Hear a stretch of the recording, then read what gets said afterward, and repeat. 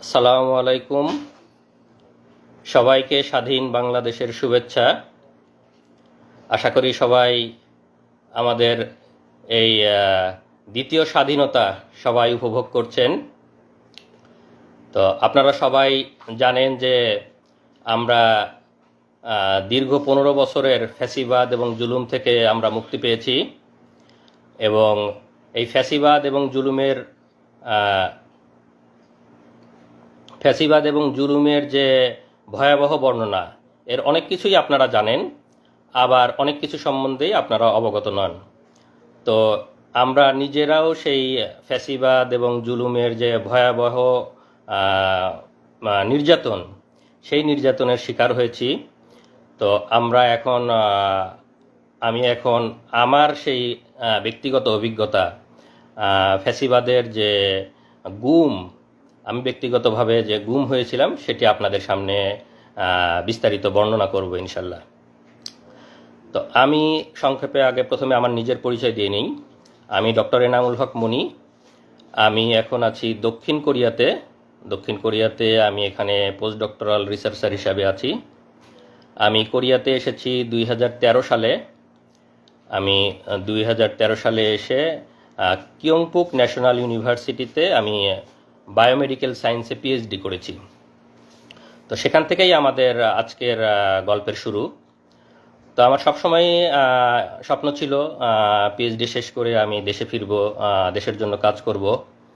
তো সেই স্বপ্ন নিয়েই আমার যখন পিএইচডির থিসিসের শেষ পর্যায়ে 2018 সালে, তখন আমি চেষ্টা করতেছিলাম যে দেশে ফেরার বা দেশে কোনো পজিশনের জন্য, বিশেষ করে ইউনিভার্সিটিতে আমার সবসময় ইচ্ছে ছিল।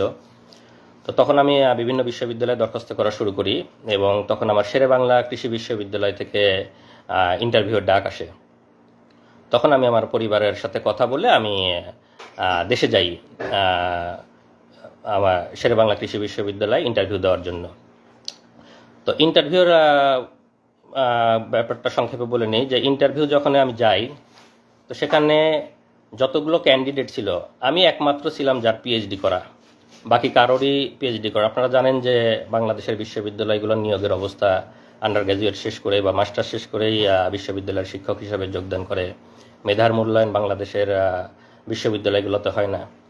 তো আমি যখন শেরেবাংলা কৃষি বিশ্ববিদ্যালয়ে ভাইবা দিলাম, ভাইবার পরে ভিসি স্যার আমাকে সরাসরি বলতেছে যে এনামুল, আসলে তোমার পিএইচডি আছে, আমরা বুঝতে পারতেছি তুমি কোয়ালিফাইড, কিন্তু আসলে আমাদের অনেক লিমিটেশন আছে, আমাদের কিছু সমস্যা আছে। তো ঠিক আছে, তুমি আরও চেষ্টা করো, ধন্যবাদ। মানে আমাকে পাশ কাটাই দিল এবং তাদের অপারগতা প্রকাশ করলো। বুঝতেছি তাদের আগে থেকে ক্যান্ডিডেট সিলেক্ট করা, আমি একমাত্র পিএইচডি ক্যান্ডিডেট হওয়া সত্ত্বেও আমাকে নিয়োগ দেওয়া হয় না। তো ভাইবা শেষ করে আমি মোটামুটি 1 মাসের ছুটি নিয়ে গিয়েছিলাম এখান থেকে, কোরিয়া থেকে। তো 1 মাস পরিবারের সাথে খুব সুন্দর সময় কাটাইছি। আমার ওয়াইফ, আমার বাচ্চা, আমার ছেলে তখন 2.5 বছর বয়স, সাফওয়ান, আমার বাবা মার সাথে পুরা 1 মাস সবার সাথে খুব সুন্দর সময় কাটায়। তারপরে যখন আমি ফেরার সময় হলো 1 মাস ছুটি শেষে, তো আপনারা জানেন যে 2018 সালের ডিসেম্বরে আমরা যে মিডনাইট ইলেকশন বলি, সেই মিডনাইট ইলেকশন হয়, এবং আমি যাই হলো 2018 অক্টোবরে। তো স্বাভাবিকভাবেই সেই সময় দেশে মানে ফ্যাসিবাদী সরকার চরম ধরপাকড় করতেছে, মিছিল মিটিং থেকে গ্রেপ্তার করতেছে, মানুষকে গুম করতেছে। এবং আমরা সবসময়ই ফ্যাসিবাদের বিরুদ্ধে সোচ্চার ছিলাম। বিদেশে থাকা অবস্থায় ফেসবুকে, বিভিন্ন মিডিয়াতে অনেক লেখালেখি করেছি। আমরা সবসময়ই হাসিনার এই জুলুম, ফ্যাসিবাদের বিরুদ্ধে আমরা সবসময় লেখালেখি করেছি, আমি ব্যক্তিগতভাবে লেখালেখি করেছি। তো এই কারণে হয়তো অনেকেরই আমি চক্ষুশূল ছিলাম, এবং হাসিনার যে গুম বাহিনী তাদের নজরে ছিলাম, সেটা তো আমি অবশ্য বুঝতে পারি নাই। তো ভাইবা শেষ করে আমি যখন কোরিয়ায় ফেরার জন্য ব্যাক করি, সেটা ছিল 21 অক্টোবর 2018 সালে। আমি আমার শ্বশুরবাড়ি জামালপুরের ইসলামপুর, সেখান থেকে ট্রেনে করে ঢাকায় আসি। আমার ফ্লাইট ছিল রাত 1টায়। তো আমি ঢাকায় রাত 8টায় পৌঁছাই যাই। তা আমার সাথে যেহেতু শর্ট ট্যুরে গেছি দেশে, আমার সাথে লাগেজ তেমন বেশি ছিল না, খুব ছোট লাগেজ। তো তো ভাবলাম যে রাত 8টায় পৌঁছে গেছি, আমি একটু বিশ্রাম নিয়ে রাত 10টা-11টার দিকে এয়ারপোর্টে গেলেই হবে। তো এয়ারপোর্টের পাশেই আমার একটা ছোট ভাইয়ের বাসা, তো তার ওখানে যাই, তার ওখানে গিয়ে রাতের খাবার খাই। রাতের খাবার খাওয়ার পরে কিছুক্ষণ বিশ্রাম নেওয়ার পরে তারপরে যখন 10টা-10:30 বাজে তখন আমি সেখান থেকে রওনা দিই। তার বাসাটা একদম এয়ারপোর্ট সংলগ্ন এলাকায়, তো মাত্র 15 টাকা 20 টাকা রিক্সা ভাড়া দূরত্ব। তো আমি একা একাই গেছি, বাড়ি থেকেও ফ্যামিলির কাউকে নিয়ে যাইনি, যে একা একা তাদেরকে আবার ফেরত আসতে হবে। তা আমার সেই ছোটো ভাই বললো যে ভাই আমি আগাই দিয়ে আসবো নাকি আপনাকে। তাই বললাম থাক, এত রাতে দরকার নাই, তুমি থাকো, আমি একাই যেতে পারবো, কাছে তো আর ভারী লাগেজ টাগেজ নেই। তো আমি লাগেজ নিয়ে, যেহেতু একদম এয়ারপোর্ট সংলগ্ন, আমি রিক্সা নিয়ে এয়ারপোর্টের দিক যাই। তো আপনারা জানেন যে যারা বিদেশে থাকে, যখন দেশে যাতায়াত করে অনেকেই অনেক কিছু দেয়, প্রয়োজনীয় ডকুমেন্ট, অনেক সময় জরুরি মেডিসিন, অনেকের অনেক কিছু দিতে হয়।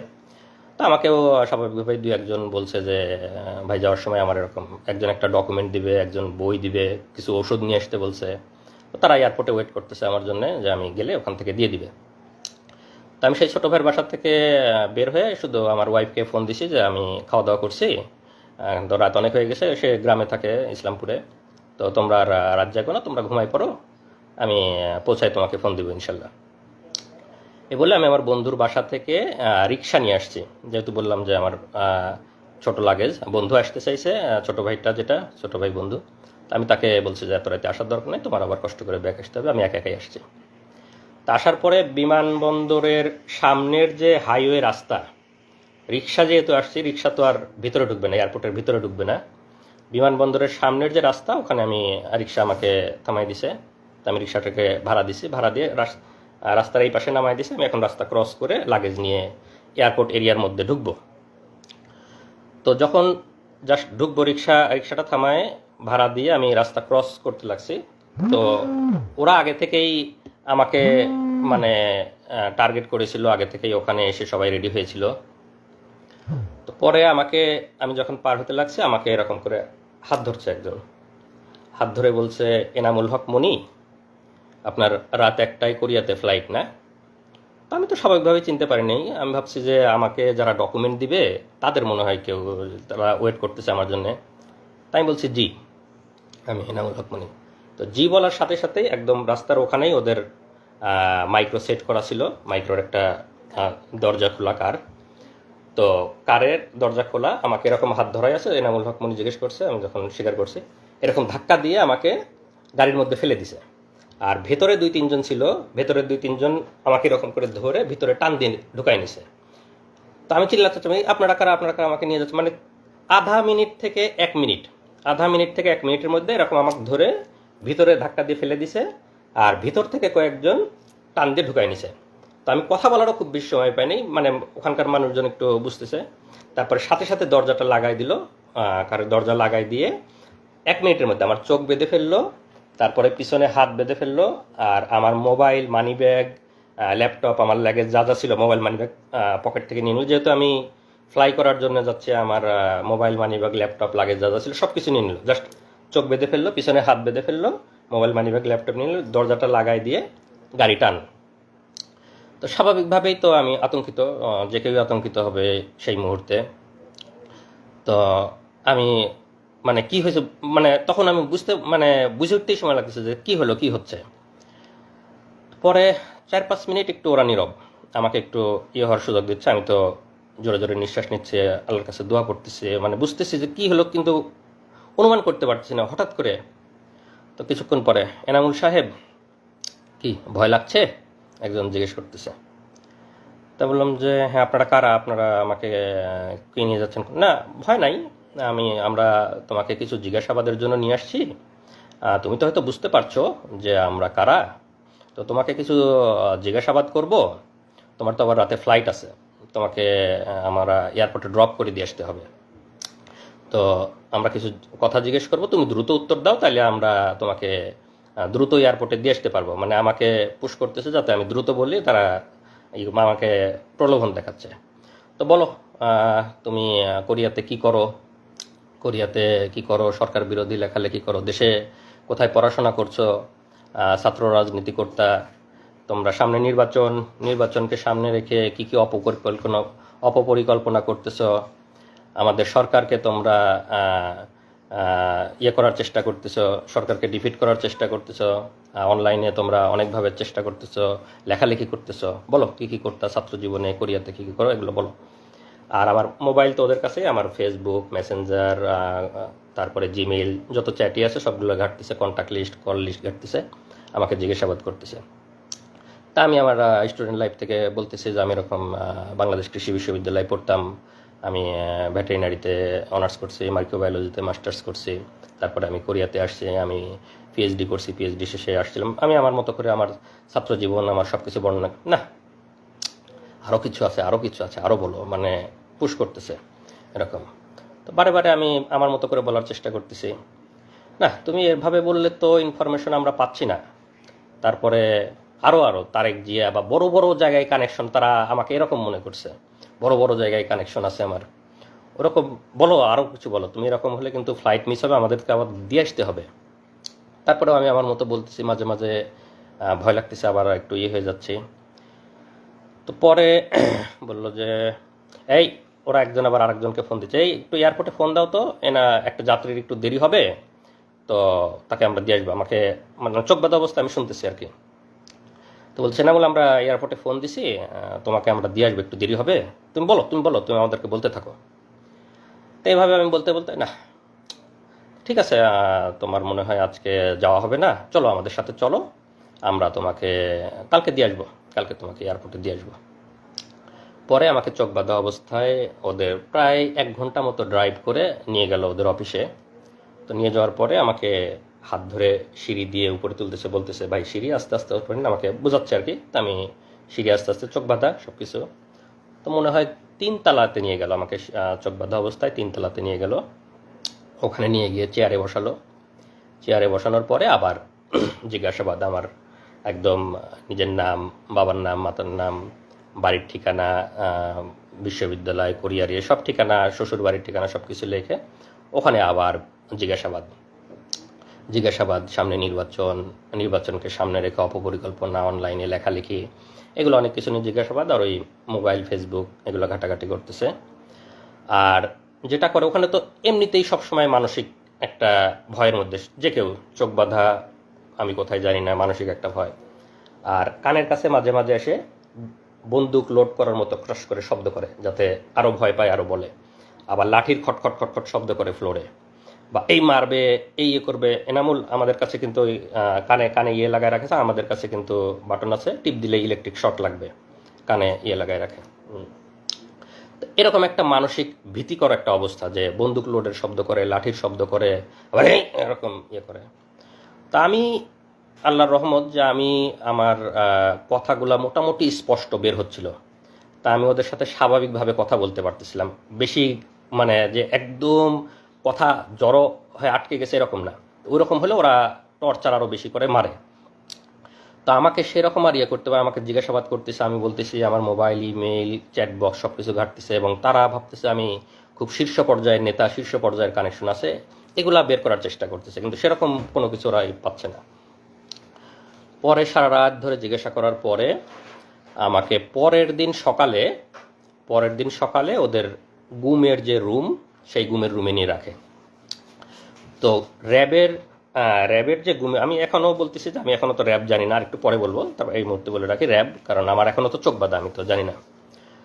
তো গুমের রুমে যখন রাখলো, তো তখন ওখানে গিয়ে দেখি যে ওখানে আরও কয়েকজন বিভিন্ন জায়গা থেকে ওরা তুলে নিয়ে আসছে, গুম করে নিয়ে আসছে, তাদেরকেও রাখছে। তো আমাকে আর একজনের সাথে রাখলো, আমরা 2 জন এক রুমে।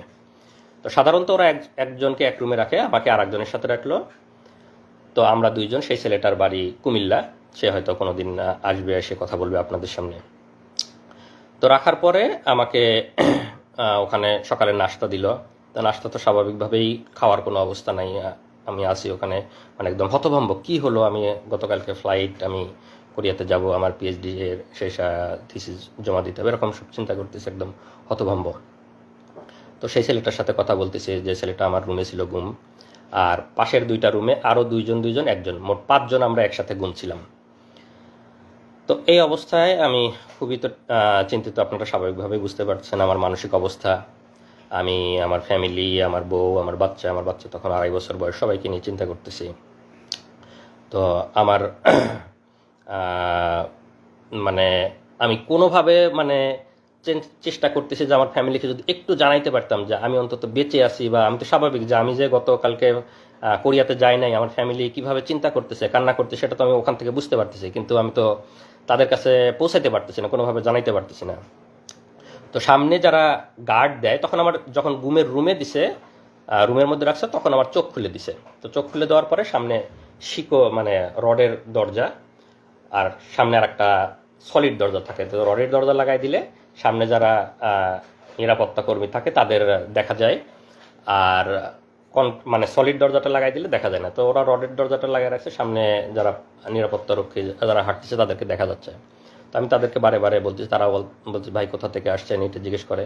আমি বললাম যে আমি এরকম কোরিয়াতে পিএইচডি করতাম, গতকালকে ফ্লাইট ছিল, আমাকে এয়ারপোর্ট থেকে তুলে নিয়ে আসছে এরকম। তারপরে আমার ওয়াইফের বর্ণনা, আমার ছোট ছেলের কথা শুনে ওরাও একটু মানে মন নরম হয়েছে, আরে আপনার একটা ছোট ছেলে আছে এরকম ইয়ে।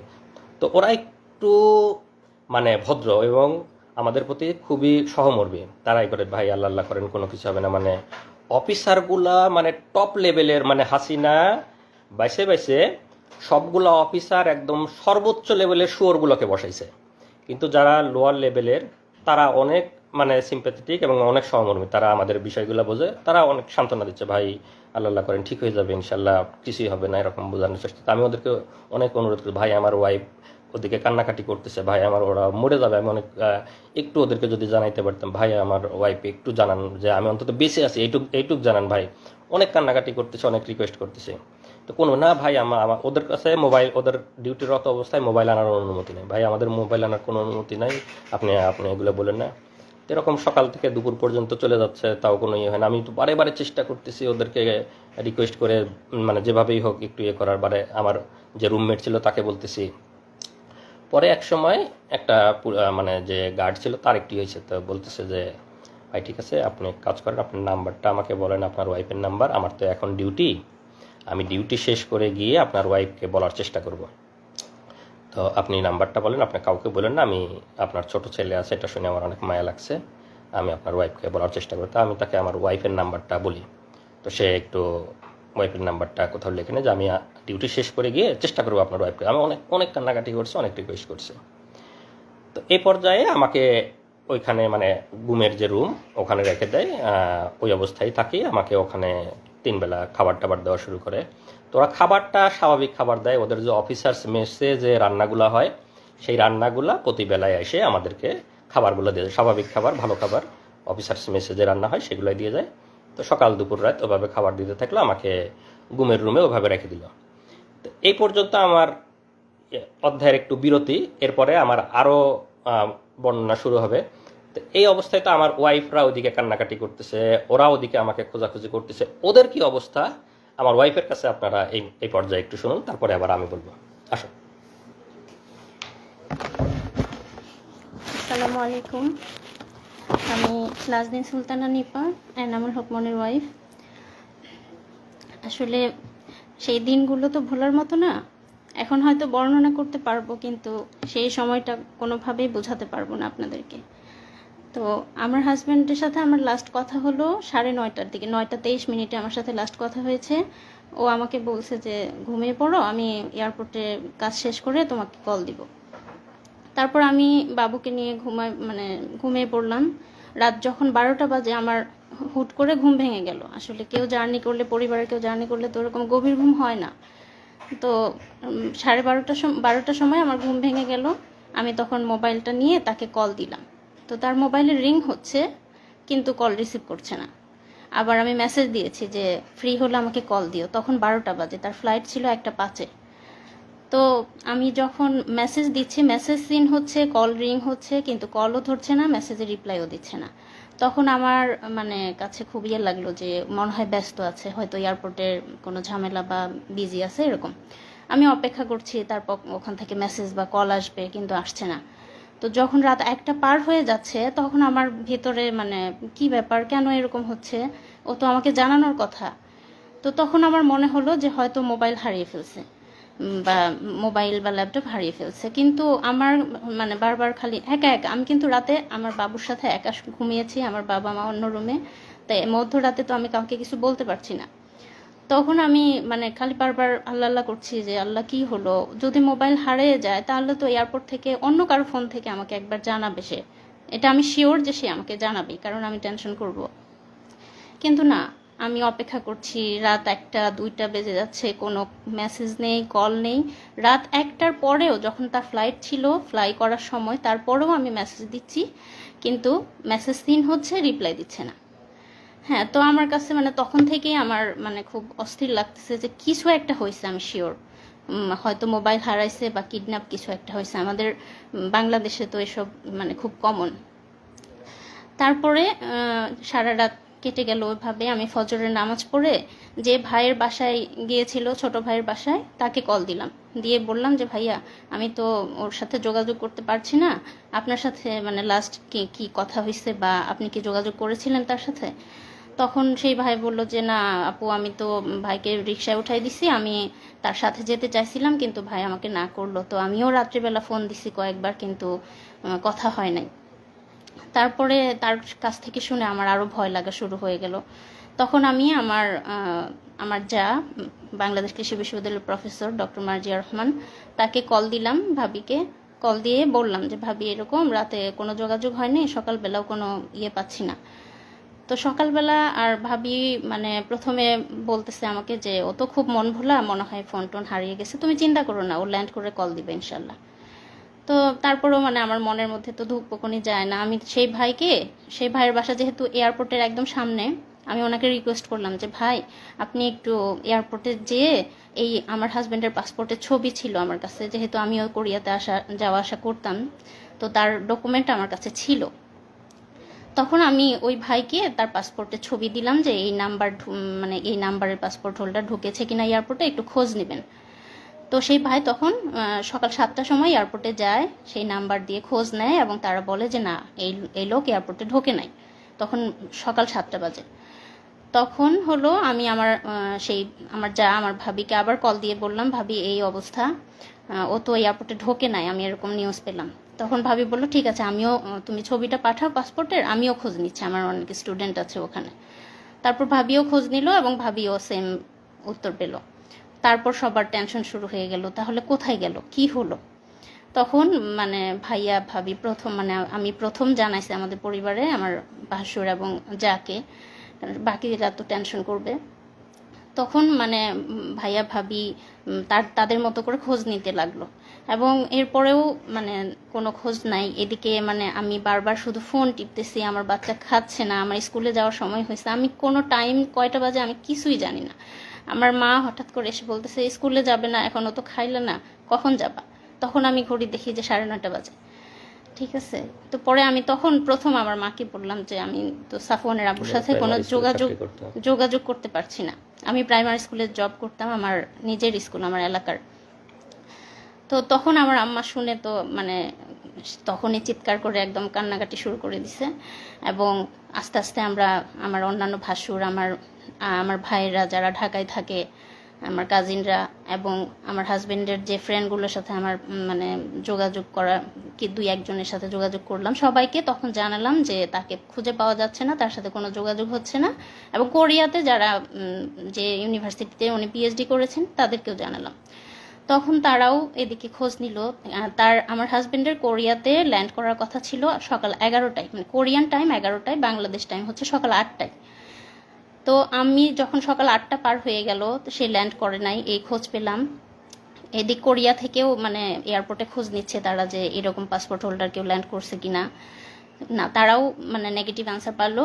এবং তারপর থেকে আমরা পুরোপুরি ধরে নিলাম সে মিসিং হয়েছে, কোনোভাবে কিডন্যাপ অথবা মলম পার্টি এই টাইপের কিছু একটা হবে। আমরা কখনোই কল্পনা করি নাই যে এটা রাজনৈতিক কিছু বা মামলা মোকদ্দমা মানে এই টাইপের কিছু হবে, গুম টাইপের, আমরা কখনোই ভাবিনি। তারপরে হ্যাঁ, সকাল তো পার হয়ে দুপুর হয়ে গেল। আমার ভাসুর ময়মনসিংহ থেকে, আমার ভাসুর প্রফেসর মাহমুদুল আলম, তিনি হচ্ছে ঢাকায় গেলেন। আমার কাজিনরা, তার ফ্রেন্ডরা সবাই যে যার মতো করে হসপিটালে, থানা, রেলওয়ে স্টেশনে, যেখানে যেখানে খোঁজা দরকার, এয়ারপোর্টের সামনে প্রত্যেকটা দোকানে দোকানে জিজ্ঞেস করেছে, ছবি দেখিয়ে জিজ্ঞেস করেছে যে এনাকে দেখছে কিনা। মানে তখন আমাদের অবস্থা এমন যে কোনো একটা অ্যাক্সিডেন্ট হয়েছে বা কিডন্যাপ কিছু একটা হয়েছে, এরকম কোনো ধরনের ক্লু, কোনো মেসেজ, কোনো কল কিছুই পাইনি আমরা। তারপর সারাটা দিন এভাবে চলে গেল এবং বারবার টিভিতে নিউজ মানে দেখতেছি যে কোনো অজ্ঞাত লাশের খবর আসতেছে কিনা, এই টাইপের মনের মধ্যে কত চিন্তা আসতেছে বলার মতো না। তারপরে যাই হোক সারা দিন চলে গেল, কোনো খোঁজ পেলাম না। রাত পার হয়ে গেল, 22 তারিখ দিবাগত রাত, মানে রাত যখন 12টা বাজে, মানে 23 তারিখ শুরু হলো, রাত 12টার সময় আমার হাজবেন্ডের নাম্বার থেকে আমার মোবাইলে কল আসলো। আমার মোবাইলটা যেহেতু ওরা নিয়ে নিছে, আমাকে যখন কিডন্যাপ করছে, গুম করছে, তখনই তো আমার মোবাইল ল্যাপটপ নিয়ে নিছে। আমার মোবাইল তো ওদের কাছে, আমার মোবাইল থেকে ওকে কল দিছে। হ্যাঁ, আমাকে কল দেওয়ার পরে মানে তারা বলতেছে যে আপনি কি এনামুল হক মনির ওয়াইফ? আমি বললাম যে হ্যাঁ, আমরা তো তাকে খুঁজে পাচ্ছি না, এই নাম্বার আপনি কোথায় পেলেন, এই ফোন কোথায় পেলেন? তখন সেই পুলিশ, মানে আমরা তো জানতাম না, পুলিশ মানে ওপর পাশ থেকে আমাকে বলছে যে বুঝতেই তো পারছেন আমরা, মানে ও আমাদের কাছে আছে, আমরা হচ্ছে মানে ওকে কিডন্যাপ করেছি, তো আমি যেভাবে যেভাবে বলবো আপনি সেভাবে সেভাবে কাজ করেন, তাহলে আমরা ওকে ভালো মানে ছেড়ে দিব, তার কোনো ক্ষতি হবে না, কিছু হবে না। আমি আর জাস্ট আপনাদের একটু কল রেকর্ডটা শুনে, আমি সেই সময়ই মানে সে আল্লাহ, ওই সময় মনে করছে যে কিডন্যাপার, তো কিডন্যাপার যেহেতু, তাহলে তো কিডন্যাপারের কথা পুলিশকে বলতে হবে। তো পুলিশকে বলার জন্য ও ওই সময় কলটা রেকর্ড করছে, যে পরে পুলিশের কাছে যা সকালে বলবে যে আমার হাজবেন্ডকে কিডন্যাপাররা কিডন্যাপ করছে, এই যে আপনাদের কল রেকর্ড, সেই হিসাবে কল রেকর্ড করছে। তো সেই কথাটা কি ছিল আপনারা শোনেন, ওর ওর কল রেকর্ডটা আছে, কল রেকর্ডটা আমরা এখন লাইভের এখানেই প্লে করে দিচ্ছি। ঢাকায় না, আমি জামালপুর। আচ্ছা, জামালপুর থাকেন, সমস্যা নাই। জি। তো এখন এনামুলকে আমরা ছাড়ার ব্যাপারে ফোন করছি, ঠিক আছে? ঘটনা কি সেটা এখন জানার দরকার নাই। ঘটনা এনামুল বাসায় গেলে, বাড়িতে গেলে তারপরে বলবে। আচ্ছা, এখন কিছু বলতে পারবো না আমরা, ঠিক আছে? ও ভালো আছে তো ভাইয়া? ভালো না থাকলে কি আমরা যোগাযোগ করতাম? জি জি জি, হ্যাঁ ঠিক আছে। আমি একটু কথা বলতে চাই ভাইয়া, একটু খালি খালি মোর মুখটা খালি শুন ভাইয়া, আমি মরে যাচ্ছি একদম, একটু কথা বলতে দিবেন ভাই? আপনি কি যোগাযোগ করছি দেখে কি এত যোগাযোগ না করলে ভালো হতো মনে হয় না? আচ্ছা আচ্ছা, না ঠিক আছে, আপনি যা বলবেন তাই শুনবো, আপনি বলেন। সুস্থভাবে কথা বলেন, আপনাকে বলছি না সব থেকে কথা বলেন, কোনো উচ্ছৃঙ্খলার কোনো কিছু দরকার নাই। জি আচ্ছা ঠিক আছে ভাইয়া। এখন কথা হচ্ছে, আপনি আপনার ভাই ব্রাদার, ওনার ভাই ব্রাদার কাউকে কিছু বলতে পারবেন না, যেহেতু আপনি কথা বলছেন। হ্যাঁ। আমরা সবার সাথে কথা বলতে পারবো না, কথা একজনের সাথে বলবো। জি। আর আপনি কাউকে কিছু বলার দরকার নাই যদি এনামুলকে পাওয়ার ইচ্ছা থাকে। আচ্ছা, বলবো না আমি কাউকে। কারণ কে কোন দিক দিয়ে কি সমস্যা করে সেটা বলা যায় না, ঠিক আছে? আচ্ছা, জি বলবো না ভাইয়া। এখন আপনাদের দরকার এনামুলকে সুস্থভাবে পাওয়ার, আমরা বুঝি এটা। জি। তো সুস্থভাবে পাইতে হলে আমরা যেভাবে বলবো সেভাবে করতে হবে। আচ্ছা বলেন। তো আমাদের 1.5 লক্ষ টাকা দিতে হবে। 1.5 লক্ষ টাকা কখন দিব ভাইয়া? এখন দিবেন? এখন? এত রাতে ব্যাংকে তো টাকা হ্যাঁ। ভাইয়া। আচ্ছা, আমি টাকার ব্যবস্থা করব। হ্যাঁ, আমি আপনার টাকা ব্যাংকে? জি ব্যাংকে। আমি তো কেন, কোন দোকানদার পরিচিত নাই? এই যে মোবাইলের অ্যাকাউন্টের দোকানদার আছে, জি ওই জন্য কেউ পরিচিত নাই? খোঁজ নিলে পরিচিত মানে হয়তো পাবো, কিন্তু আমি তো মেয়ে মানুষ, এটা তো আমার মানে একজনকে হলেও জানাতে হবে ভাই। না, আপনাকে কেউ যদি বিদেশ থেকে টাকা পয়সা পাঠায় তো কিভাবে তোলেন? মোবাইল অ্যাকাউন্টে তোলেন না? বিদেশ থেকে তো পাঠায় না, আমার হাজবেন্ড তো মানে, আমি তো প্রাইমারি স্কুলে চাকরি করি, আমার টাকা দিয়ে আমি চলি, বুঝছেন? তো টাকা পাঠায় না। তারপরে তো এটা এখন তো আর আগের মতো দুনিয়াদারি নাই, ঠিক আছে? জি, আমি যেভাবে হোক পাঠাই দিব ভাই, এখনই আজকেই পাঠাই দিব ইনশাল্লাহ। আপনি দেখেন, চেষ্টা করেন, যদি পাঠাতে পারেন আমরা রাতের মধ্যে ছেড়ে দিব। আচ্ছা, আর যদি আপনার কথা হলো, আপনার যত দেরি হবে আমাদেরও দেরি হবে।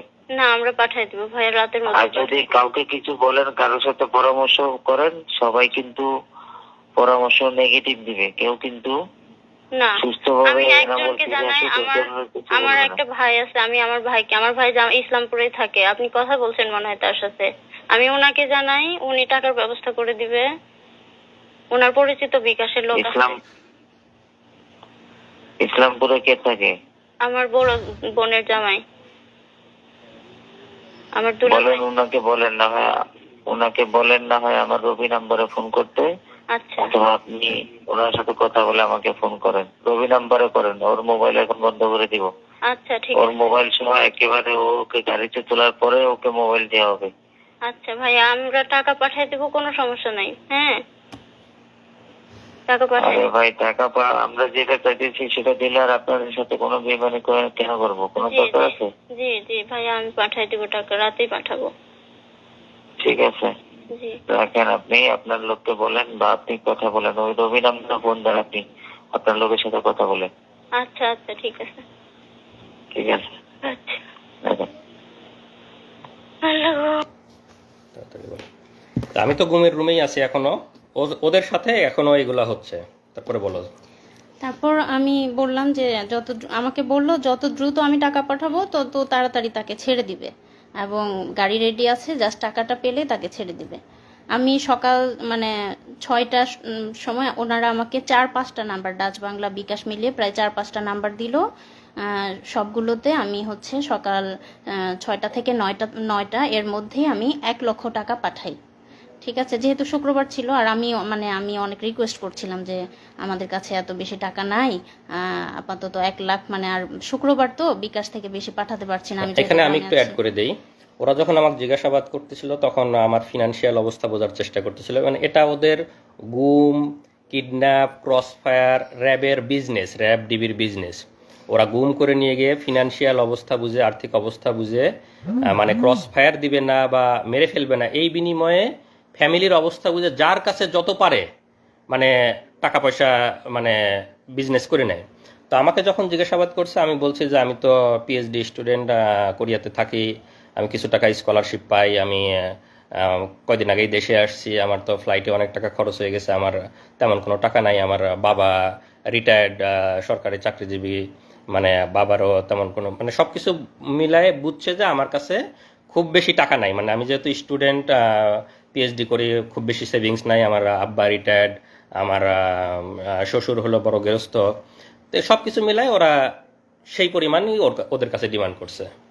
তারপর আমি সকাল 9টার মধ্যে টাকা পাঠালাম, তারা টাকা পেয়ে আমাকে কনফার্ম করলো যে হ্যাঁ টাকা পেয়েছি, আপনার ছোট ছেলে আছে শুনেছি, তারপর হচ্ছে আমরা ওকে কিছুক্ষণ পরেই ছেড়ে দিব, আপনারা গাড়ি নিয়ে রেডি থাকেন, কিছুক্ষণ পর মোবাইলটা দিয়ে ওকে ছেড়ে দিব।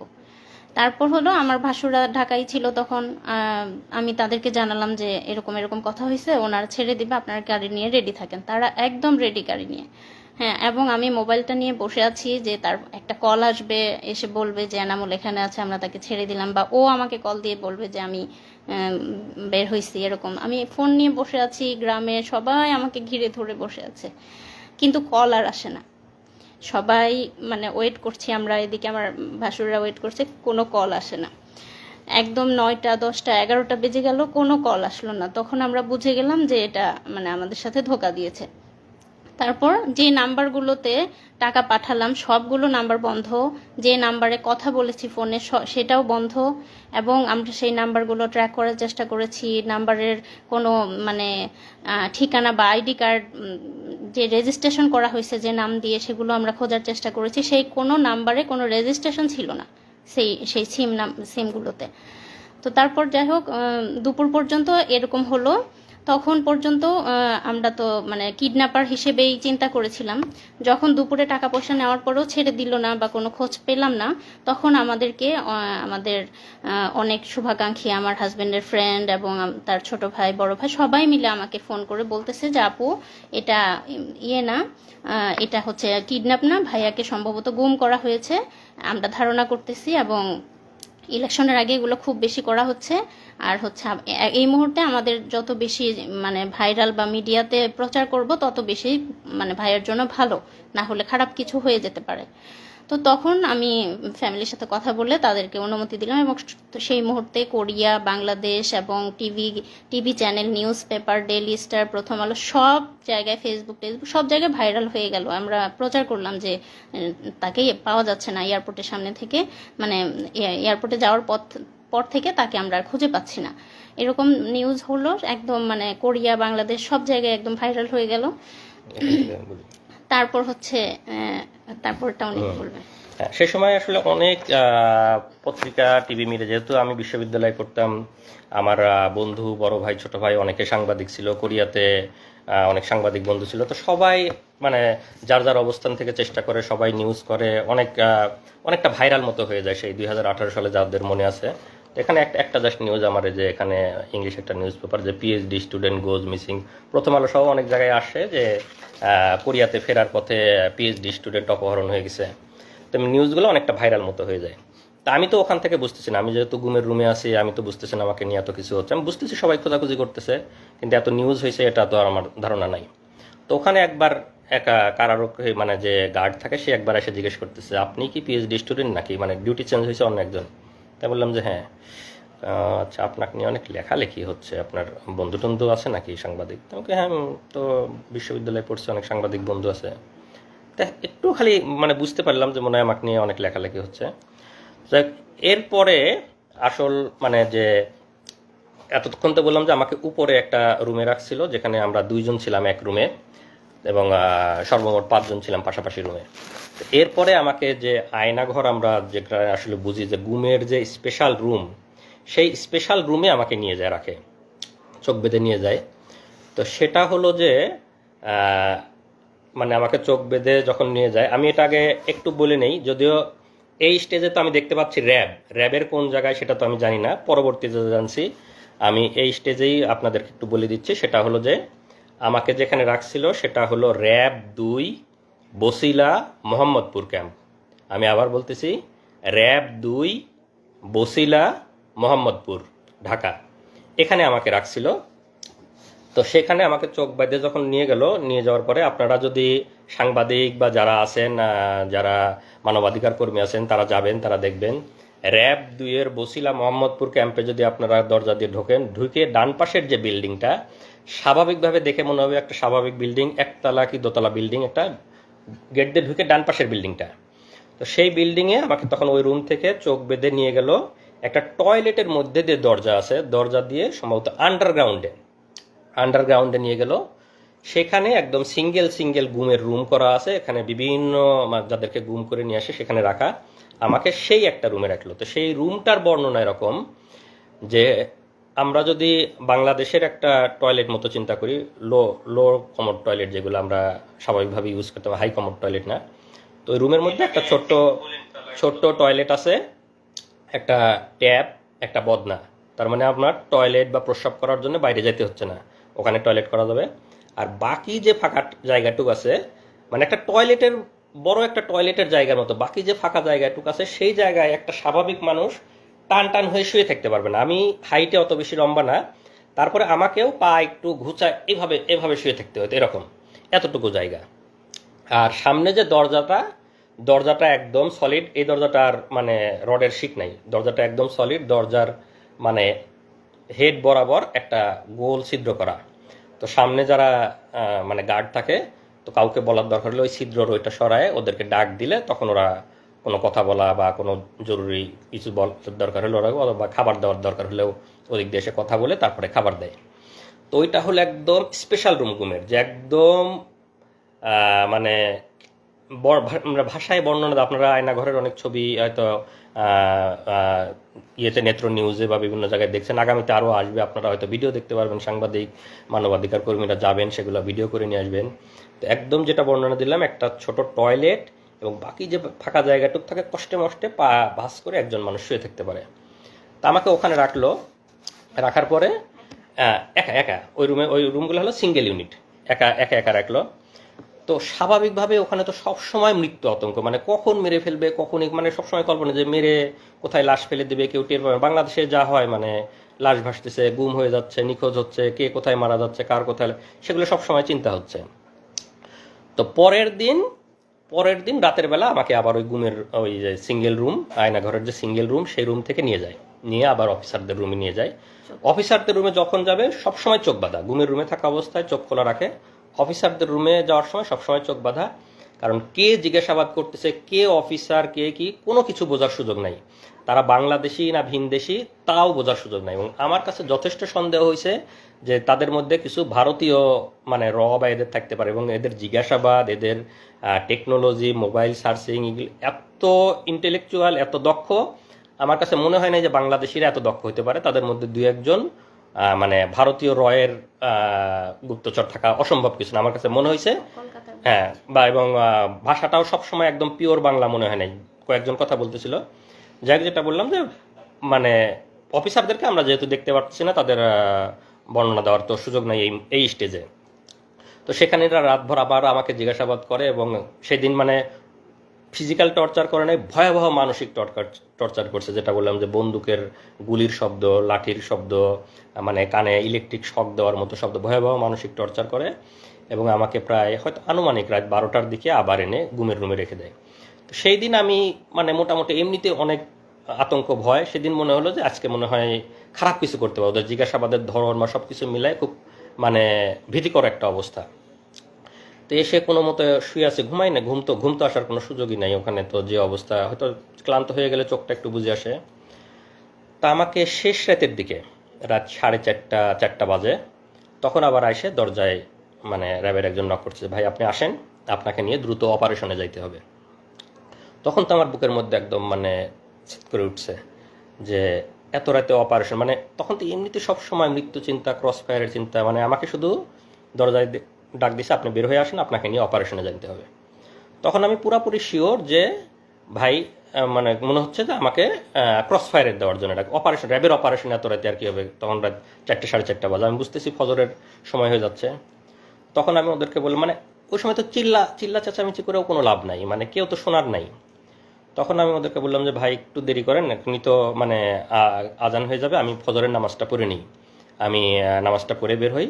জীবনের মানে আমি একদম পুরাপুরি শিওর। আমি এখন হয়তো বলতে বলতে আমাদের অশ্রু শুকাই গেছে, মানে প্রথম যখন বলতাম আমি কান্নাকাটি করতাম আমার ওয়াইফের কাছে, সবার কাছে যখন বর্ণনা করছি, এখন বলতে বলতে মানে আমার অশ্রু শুকাই গেছে, হয়তো বা সেই এক্সপ্রেশনটা আসতেছে না যে মানে প্রথম দিকের আমার কি অবস্থা ছিল। আমি শতভাগ শিওর যে আমাকে ক্রস ফায়ারের জন্য নিয়ে যাচ্ছে, শুধু বলছে যে আপনি বের হন, আপনাকে নিয়ে অপারেশনে যেতে হবে। তা আমি ওদেরকে বললাম যে ভাই আমাকে একটু সময় দেন, আমি নামাজটা পড়ে বের হই, জীবনের শেষ নামাজ, আমি পড়ে বের হই। আমি একদম মানে চিল্লা চেঁচামেচি করতেছি, চিল্লা চেঁচামেচি করে তো কেউ শোনার নাই। তো পরে আমি সুন্দর করে অজু করছি, অজু করে যখন টয়লেটে নিয়ে গেছে, ওরা চোখ বেঁধে হাত ধরে ধরে নিয়ে যায়। ওখানে গিয়ে আমি একটা খোয়া পাইছি, আমাদের যে খোয়া থাকে, তো খোয়াতে আমি টয়লেটের দেয়ালে মানে একটা নাম্বার লিখে, মানে আমার ওয়াইফের নাম্বারটা লিখে আসছি। মানে আমার কাছে মনে হচ্ছে যে আমাকে তো ক্রস ফায়ার দিয়ে দেবে, আমার ওয়াইফ বা আমার ফ্যামিলি মেম্বার কেউ কোনোদিন জানতেও পারবে না আমি কোথায় ছিলাম, কিভাবে মারা গেছি। যদি কেউ কোনোদিন পরবর্তীতে গুম হয়ে এই টয়লেটে আসে, এই নাম্বারটা যদি দেখে, তাহলে হয়তো সে একটু বুঝতে পারবে, তাহলে হয়তো সে আমার ওয়াইফকে হয়তো একদিন ফোন দিয়ে যায়, এই নাম্বারটা ওখানে পাইছিলাম, আপনি কি আপনার এই নাম্বারটা আমি টয়লেটে পাইছি। এরকম মনে হচ্ছে যে কোনোভাবে যদি একটু জানাইতে পারতাম তাদেরকে যে আমাকে আজকে মেরে ফেলতে যায়, বা এরকম ফিলিংস। তা আমাকে বলে যে ভাই তাড়াতাড়ি করেন, আপনি তাড়াতাড়ি নামাজ পড়েন, আপনি তাড়াতাড়ি নিয়ে যেতে হবে, স্যাররা ওয়েট করতেছে। তা আমি অজু করে একদম ফজরের নামাজটা পড়লাম। আমার মানে সেই শেষ নামাজের যে কি ফিলিংস, এটা আমি মানে ভাষায় প্রকাশ করতে পারবো না। আমি একদম কনফার্ম আমাকে ক্রস ফায়ারে নিয়ে যাচ্ছে, এটা আমার জীবনের শেষ নামাজ। সেই নামাজের যে কি মানে ফিলিংস, সেটা আমার মানে এই মুহূর্তে বলার ভাষা নাই। নামাজ পড়ে আল্লাহর কাছে একদম অঝোরে কান্নাকাটি করে আল্লাহর কাছ থেকে জীবনের যত গুনাহ আছে সব মাপ চেয়ে একদম বিদায় নিয়ে যাচ্ছি, যে আল্লাহ তুমি আমার সব গুনাহ মাফ করে দিও, আমার বউ বাচ্চাকে দেখে রাখো। মানে একদম মৃত্যু পথযাত্রী মানুষের দোয়া যা হয়, আমি একদম দোয়া করে নামাজ পড়ে বের হলাম।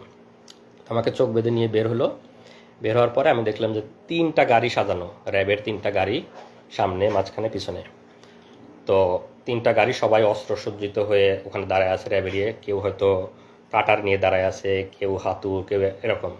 তা আমার কাছে মনে হচ্ছে যে আমাকে ক্রস ফায়ার দিয়ে মারবে, যে কাটারগুলো দিয়ে হাত পা এগুলো কাটবে, মানে অঙ্গ প্রত্যঙ্গ বিচ্ছিন্ন করে ফেলবে, মানে বিভিন্ন রকমের অস্ত্র নিয়ে দাঁড়ায়, স্বাভাবিকভাবে ভীতিকর।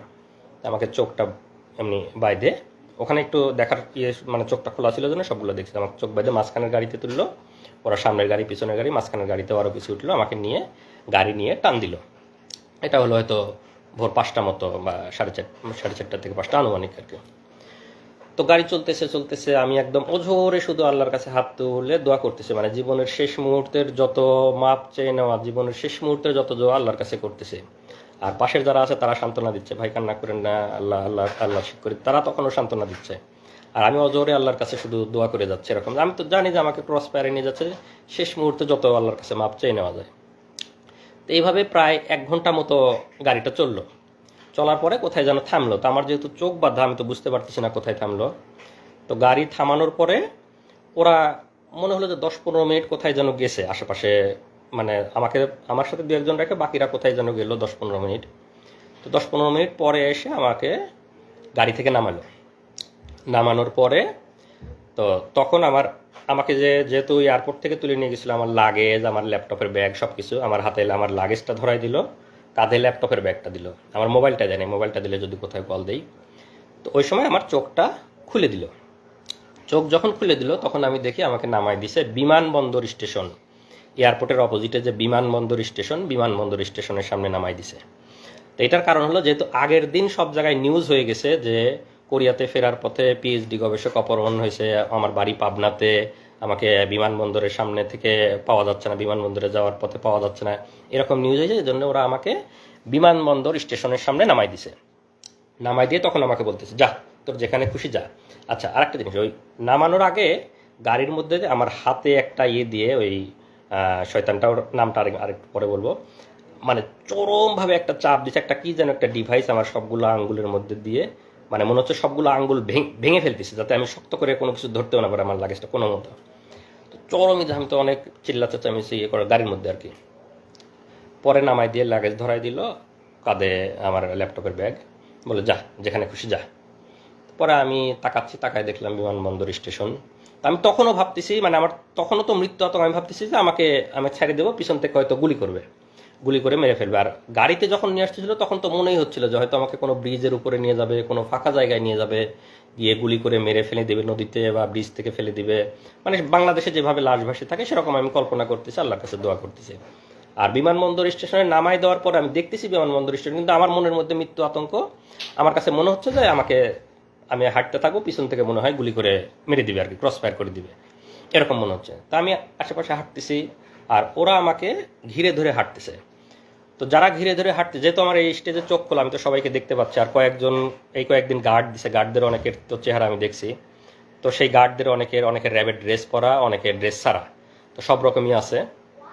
তা আমি আস্তে আস্তে এয়ারপোর্ট স্টেশনের ভিতরে ঢুকে গেলাম। তখন একটু সকাল হয়েছে, এয়ারপোর্টের স্টেশনের কিছু লোকজন আসছে। তো আমার মধ্যে তো আমি দেখতেছি তারা আমার চারপাশে ঘিরে আছে। আবার আমার মনে হচ্ছে আমি যদি কোনোভাবে একটু ফ্যামিলিকে জানাইতে পারতাম। তো আমি ওখানে গিয়ে 1-2 জনকে একটু রিকোয়েস্ট করলাম, ভাই একটু মোবাইলটা দেওয়া যাবে, আমি একটু বাড়িতে কল দেবো। তো ওরা হয়তো আমার পিছন থেকে সিগন্যাল দিচ্ছে, খবরদার দেওয়া যাবে না। তো লোকজন না করলো যে না দেওয়া যাবে না, মোবাইল দিতে পারবো না। তো 2 জনকে আমি রিকোয়েস্ট করছি, ভাই প্লিজ আমাকে একটু মোবাইলটা দেন, আমি একটু আমার বাড়িতে কল দিব। মানে ওরা দেখতেছি, আমি ওদেরকে দেখতেছি, কিন্তু তারপর আমি রিকোয়েস্ট করতেছি। তো ওদের হয়তো সিগন্যাল পায়, সে আর দেয় নেই। তো আমি স্টেশনে আরেকটু হাঁটতেই যে আমাকে প্রথমে হাত ধরে তুলে নিয়ে গেছিল, ওর নামটা আরেকটু পরে বলবো, যেহেতু এখনো পর্যন্ত আমি তো জানি না সে কে, তো যখন জানবো তখনই বলবো।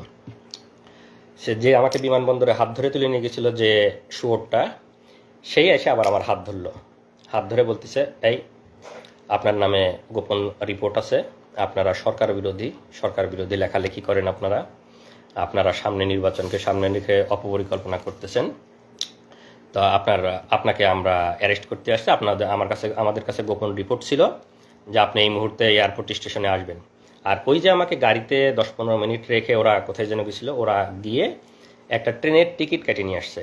ট্রেনের টিকিট কেটে আমার ল্যাপটপের ব্যাগের মধ্যে ঢুকাই দিছে, যে আমি এইমাত্র পাবনার ঈশ্বরদী থেকে ট্রেনে করে এসে বিমানবন্দর স্টেশনে নামলাম। যেহেতু আগের দিন মানে সব সংবাদ মাধ্যমে নিউজ হয়ে গেছে যে আমার বাড়ি পাবনাতে, আমি বিমানবন্দর থেকে উধাও হয়ে গেছি। তো ওরা ট্রেনের টিকিট কেটে দিয়েছে যে আমি ট্রেনে করে পাবনা ঈশ্বরদী থেকে এয়ারপোর্ট স্টেশনে এসে নামলাম। তো আমাকে ধরার পরে আপনার নামে রিপোর্ট আছে, আমার ল্যাপটপের ব্যাগ থেকে ট্রেনের টিকিটটা বের করলো। বের করে ওদেরই কিছু লোকজন সেট করা আছে এয়ারপোর্টের ওখানে, স্টেশনের ওখানেই। তো তাদেরকে দেখাচ্ছে, এই যে দেখেন ভাই, ওদের ট্রেনের টিকিট দেখাচ্ছে এরকম, যে দেখেন ট্রেনের টিকিট, আমাদের কাছে গোপন তথ্য ছিল, এই এখন ঈশ্বরদী থেকে এখানে আসবে, সেই গোপন তথ্যের ভিত্তিতে আমরা আমরা ওকে ধরতে আসছি, তো আপনারা সাক্ষী থাকলেন না। এইটা হলো আমার ট্রেনের টিকিট, কারণ আমি যে জামালপুর থেকে ইসলামপুর থেকে গেছিলাম তারিখ সহ, এটা আমার ট্রেনের টিকিট, যে আমি বিমানবন্দরে 3 দিন আগে গেছিলাম, এটা আমার ট্রেনের টিকিট। আর ওরা একটা ট্রেনের টিকিট কেটে ওই সময় আমার ব্যাগের মধ্যে ঢুকাই দিছিল।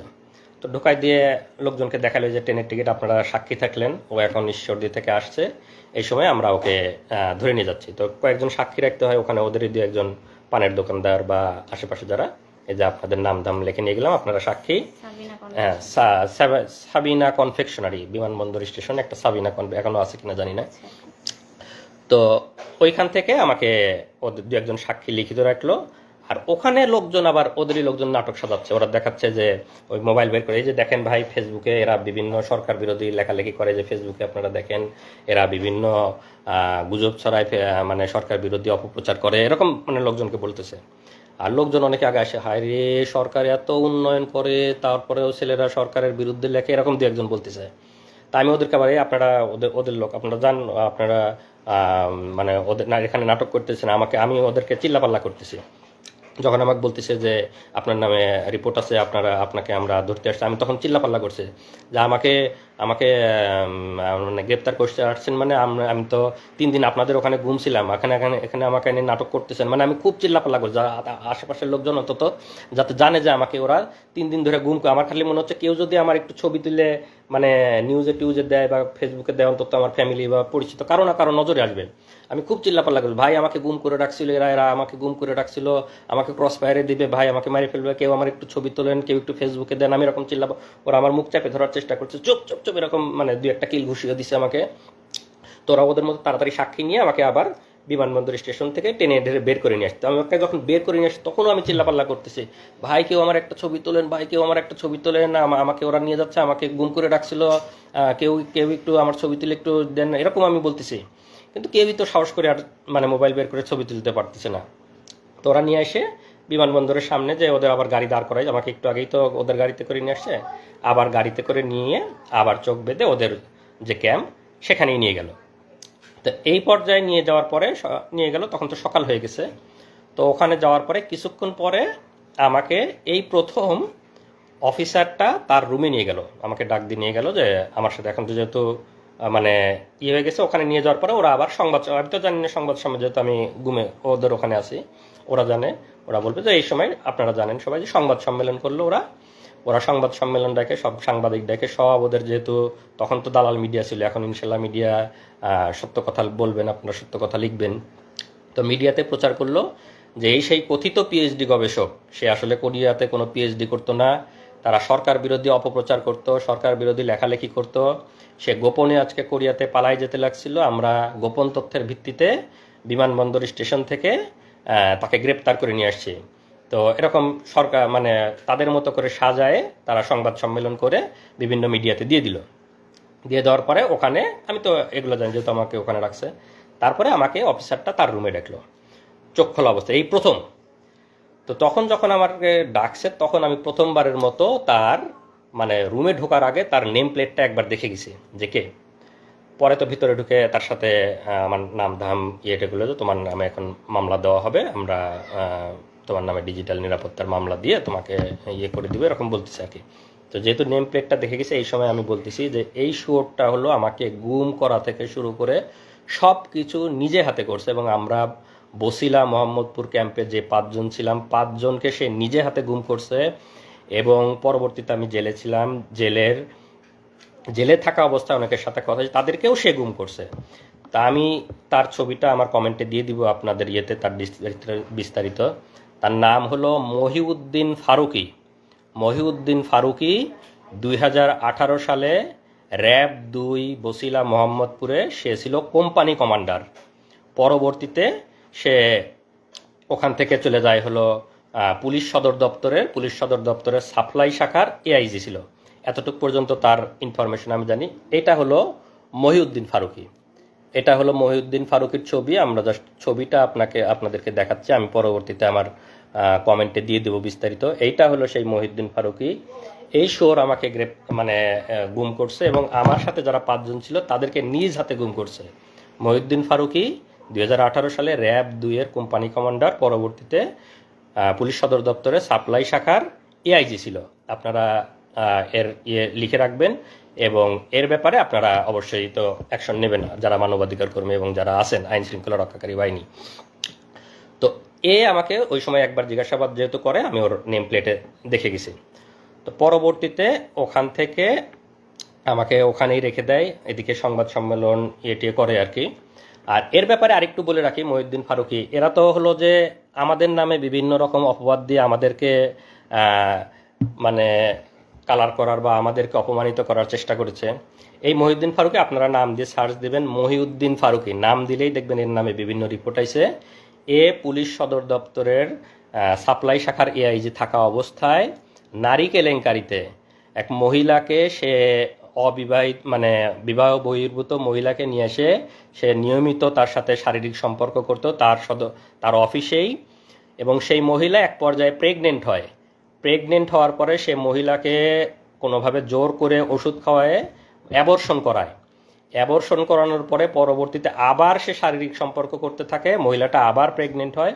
পরবর্তীতে যখন সে আবার জোর করে অ্যাবর্শন করাতে যায়, তখন মহিলাটাও কোনোভাবে, উনি হয়তো আমার এই লাইভ যদি কোনোভাবে শুনে থাকে, মহিলাটাও কোনোভাবে হয়তো কোনো পাওয়ারফুল কারো মানে পরিচিত, সে তখন সেটা মানে মামলা করে তার নামে এবং সংবাদ সম্মেলন এতে করে। এই মানে শোরের নামে আপনারা সার্চ দিলেই পাবেন মহিউদ্দিন ফারুকি ভ্রূণ হত্যা মামলা, তার নামে 2টা না 3টা মামলা হয়েছে এবং সে তখন সাময়িক বরখাস্ত, র্যাব সদর দপ্তর মানে পুলিশ সদর দপ্তর সাপ্লাই শাখার এআইজি থাকা অবস্থায় তখন থেকেই সে সাময়িক বরখাস্ত। এগুলো হলো এদের চরিত্র। এরা হলো এরকম মানে বিবাহ বহির্ভূত এরকম মানে ব্যভিচার এগুলা নিয়ে থাকে এবং তারা আমাদের নামে বিভিন্ন রকম অপবাদ দেওয়ার চেষ্টা করে এবং তখন থেকেই মানে সাময়িক বরখাস্ত অবস্থায় আছে। এগুলো হলো এদের বাস্তব চরিত্র। তো ওখান থেকে তারপরে আমাকে যখন ওখানে রাখে, সংবাদ সম্মেলন করার পরে আমাকে নিয়ে পেপার পত্রিকায় ওদের মতো করে ভুয়া রিপোর্ট দেয়। এবং ওই দিন রাতে আমি যেহেতু বিমানবন্দরে চিল্লা চেঁচামেচি করছি যে আমাকে ওরা গুম করে রাখছিল, আমাকে কেউ ছবি তোলেন, কেউ আমার একটা ছবি তুলে রাখেন, আমাকে এরকম বলছি। তো তখন ওই দিন রাতে ওরা এইটা বুঝতে পারছে যে আমি লোকজনকে বলে দেওয়ার চেষ্টা করছি, ওদেরকে ধরা খাওয়ানোর চেষ্টা করছি। তো ওই দিন রাতে আমাকে ভয়ানক টর্চার করছে, শারীরিক টর্চার, যে তুই খুব চালাক না, তুই আমাদেরকে ধরাই দেওয়ার চেষ্টা করছিস যাতে আমরা ধরা পড়ে যাই, আমরা তোকে গুম করছি, এরকম চিল্লা চেঁচামেচি মানে অনেক অকথ্য ভাষায় গালিগালাজ করছে এবং ওই দিন রাতে আমাকে টর্চার করছে। তো টর্চারটা এরকম, রাতের বেলা আমি বলি আসলে, ওই দিন রাতে আমাকে চোখ বেঁধে ওদের আবার রুমে নিয়ে যায়, মানে দিনে চোখ খোলা ছিল, রাতের বেলা চোখ বাঁধা অবস্থায় আবার রুমে নিয়ে যায়। রুমে নিয়ে গিয়ে আমার এভাবে 2 হাতটা এরকম বাঁধে, এখানে হাত বাঁধে, আমার 2 পা বাঁধে, 2 পা এবং 2 হাত বাঁধে।